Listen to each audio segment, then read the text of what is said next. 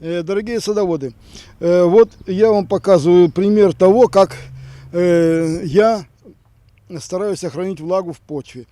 После посадки, после прополки участка я засыпаю его слоем опилок. Во-первых, это сразу прекращает рост сорняков, сорняки растут меньше. Во-вторых, опилки удерживают влагу в почве и требуется меньше полива. Неизвестно, какое у нас лето будет. Если лето будет жаркое, то вот в этих условиях под опилками земля меньше теряет влаги, сохраняет свою влагу, и тем самым растения чувствуют себя лучше. Единственное, что хрущам тоже нравятся опилки, и они тут, так сказать, тоже могут хорошо размножаться. Но кроме того, еще положительно что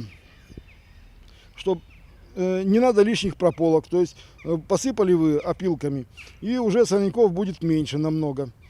Так что рекомендую вам вот использовать такой способ защиты нашего грунта.